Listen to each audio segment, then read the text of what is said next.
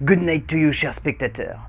Je pense que tu le sais, mais dans cette émission, on parle souvent de films qui sont à voir entre potes, qui tout seuls n'auraient pas vraiment de sens et sonneraient un peu comme des espèces de grands moments d'ennui. Et il y a certains de ces films que parfois, on aime bien voir seuls, parce que ce sont de réelles expériences. Dans le genre, les films que j'évoque depuis le début de ce concept peuvent être considérés comme des expériences, dans le sens un peu noble et passable du terme, d'où l'idée que l'on peut se faire d'une expérience, soit un moment que l'on partage entre amis par exemple, ou un moment qui sonne comme différent des autres, simplement parce que l'objet en question est plaisant ou simplement fun à regarder. Il fut une époque où ces films, ces expériences avaient un nom, les Midnight Movies, concept que j'ai déjà évoqué sur la chaîne au début de ce concept et que le Fossoyeur a su parfaitement mettre en relief dans une vidéo d'un temps lointain, mais clairement, le concept même de ces films était de jouer sur la carte de l'expérience collective, amenant le spectateur à ressentir des choses plus difficiles à mettre en relief par des mots, mais qui simplement peuvent être résumées par ceci. Vivre un film en communauté vaut clairement mieux que tous les visionnages seuls à la maison. Et dans le genre, le film que l'on va évoquer ici est le saint graal de ce type d'expérience.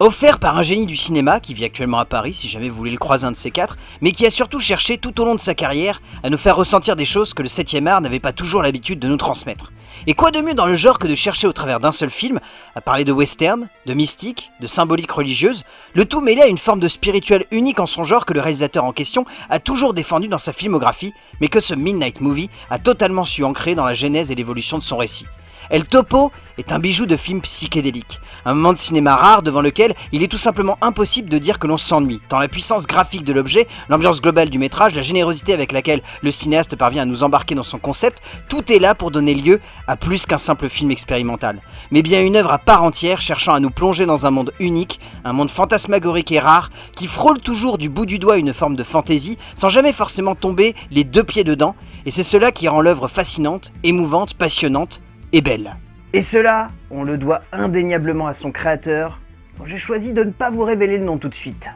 Alejandro Jodorowsky, c'est pas un réalisateur comme on a l'habitude d'en voir ici. C'est un auteur qui sait et qui veut faire savoir qu'il comprend totalement ses sujets, qu'il sait comment les mettre en relief, qu'il sait comment jouer avec pour donner lieu à bien plus qu'à un simple et vague moment divertissant, mais bien une expérience à part entière, et dans le genre, allez-y. Plongez-vous dans sa filmographie, même s'il y a des films vraiment perchés, il y a aussi de grands moments d'émotion et de frissons. Et clairement son western psychédélique et allumé est à cette image. Inclassable, unique, fascinant, entraînant, émouvant, passionnant, cherchez les mots que vous voulez, mais ils collent tous à la peau de ce film unique et magnifique dans son genre, nous poussant dans nos retranchements de compréhension et d'immersion, cherchant à nous malmener par moments et à nous interroger sur la logique du récit, mais toujours avec une justesse de conception visuelle et sensorielle rare. Donnant lieu à bien plus qu'une simple expérience de cinéma, mais clairement ce qu'on peut appeler un trip rare. Certains verront dans El Topo le simple délire d'un auteur cherchant à aller le plus loin possible dans le genre, quitte à frôler constamment avec l'expérimental trop vulgaire ou poussif, s'aliénant ainsi de nombreux spectateurs. Mais il faut aussi voir là-dedans la vision d'un auteur cherchant à proposer au spectateur quelque chose de neuf, quelque chose de rare, d'unique en son genre, quitte à encore une fois sonner comme un mec cherchant uniquement à en faire des caisses et à ne pas ramener la logique au premier plan. Mais dans ce côté énigmatique et hypnotisant, Alejandro Jodorowsky capte l'essence même de ce que se devait d'être le cinéma underground de cette époque. Un cinéma cherchant à jouer avec les limites de la création pour pousser le spectateur à mieux comprendre ce qui génère une émotion, soit la puissance d'une image et de son rendu sur une toile de cinéma.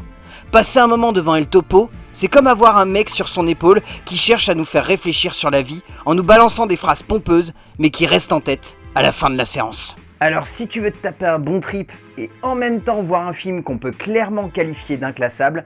fonce, tu vas pas être déçu. Bonne séance et on se retrouve devant la porte arrière de votre cinéma le mois prochain.